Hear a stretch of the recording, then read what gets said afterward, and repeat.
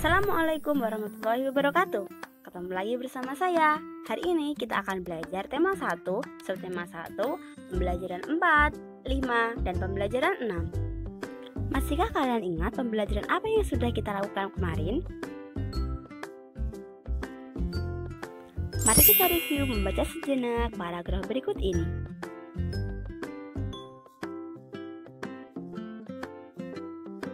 Nah, teman-teman, jika kemarin kita sudah menemukan ide pokoknya, maka hari ini kita akan belajar menemukan kesimpulan isi teksnya. Bagaimanakah kira-kira cara menemukan kesimpulan isi teks? Mari kita simak langkah-langkah berikut ini. Langkah yang pertama yaitu bacalah isi teks dengan keseluruhan. Yang kedua, temukan informasi penting yang terdapat dalam teks tersebut. Dan yang terakhir adalah hubungkan semuanya menjadi satu pernyataan akhir. Bagaimana teman-teman? Mudah bukan? Mari kita coba untuk menemukan kesimpulan dari teks berikut ini. Banyak petani di Indonesia yang memilih untuk menanam jagung dibandingkan dengan tanaman lain sebagai alternatif tanaman padi. Hal tersebut dikarenakan cara menanam jagung cukup mudah dan masa tanam jagung juga relatif cepat.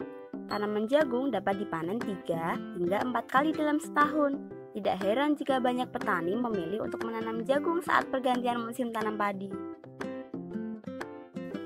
Nah, apakah sudah ada yang punya gambarannya? Apa kesimpulannya?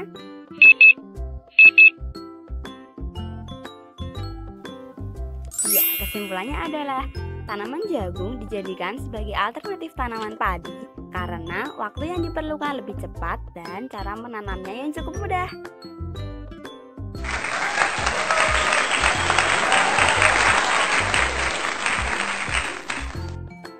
Nah, mudah bukan?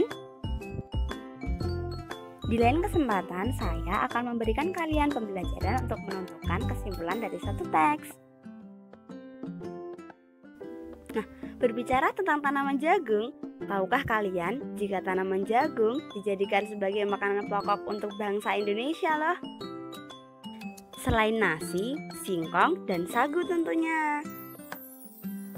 Biasanya jagung ini diolah menjadi nasi jagung.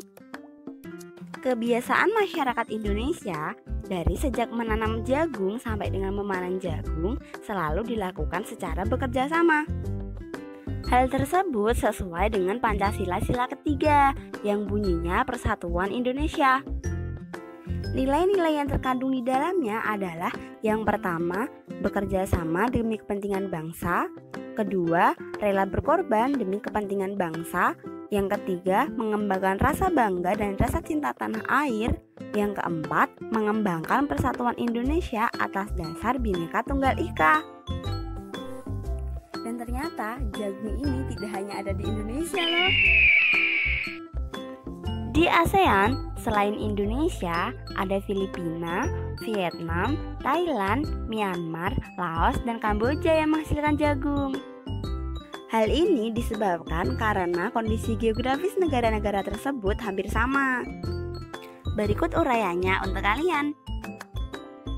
Berikut ini adalah pemanfaatan kondisi geografis yang ada di Asia Tenggara.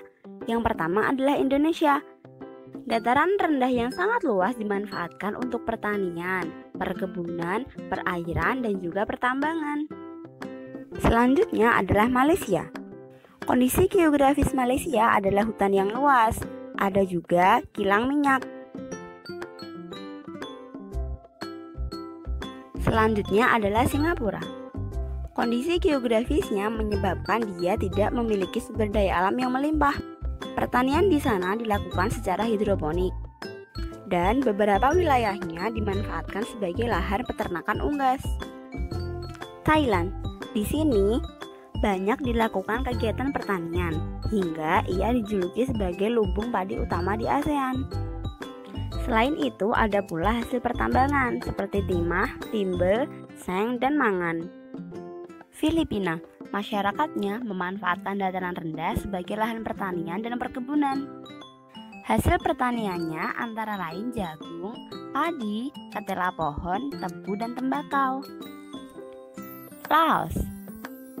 Dataran rendahnya dimanfaatkan sebagai lahan pertanian padi, jagung, dan tembakau. Brunei Darussalam. Sebagian besar bentang alamnya menyimpan minyak bumi dan gas alam yang menyumbang 40% pendapatan negara. Selain itu, dataran rendahnya dimanfaatkan penduduk sebagai lahan pertanian yang menghasilkan padi, kelapa, lada, dan buah-buahan. Myanmar.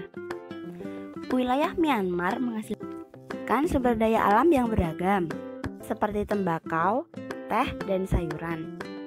Ada juga wilayah pertambangan yang menghasilkan timah. Selanjutnya adalah Vietnam. Di sini, dataran rendahnya menjadi pusat industri utama di Vietnam. Ada juga yang dimanfaatkan sebagai lahan pertanian. Yang terakhir adalah Kamboja. Kamboja memiliki Danau Tonle Sap yang merupakan penghasil ikan tawar terutama di kawasan Asia Tenggara. Selain itu, daerah di sekitar Sungai Mekong dan Danau Tonle Sap digunakan untuk kawasan pertanian. Nah, teman-teman, jika kita membicarakan tentang negara-negara ASEAN, kurang afdol rasanya jika kita tidak membahas patung berikut ini. Nah, tahukah kalian patung apa ini? Ini adalah patung Merlion yang berasal dari Singapura. Nah, apakah kalian tahu terbuat dari apa patung Merlion tersebut? Mari kita simak lagi penjelasan berikut ini. Berdasarkan bahan pembuatnya, patung dibagi menjadi dua. Yang pertama adalah bahan lunak, yaitu bahan yang empuk dan mudah dibentuk. Contohnya adalah tanah liat, lilin, sabun batang, dan juga plastisin. Untuk alat yang digunakan untuk membentuk bahan tersebut adalah yang pertama, butsir, yang kedua ada meja putar, dan yang ketiga adalah cetakan. Yang kedua adalah bahan keras, yaitu bahan yang sulit dibentuk dan memerlukan teknik-teknik tertentu. Contohnya, kayu, batu, dan marmer. Untuk alatnya bisa menggunakan satu, palu dan pahat, dan yang kedua adalah amplas.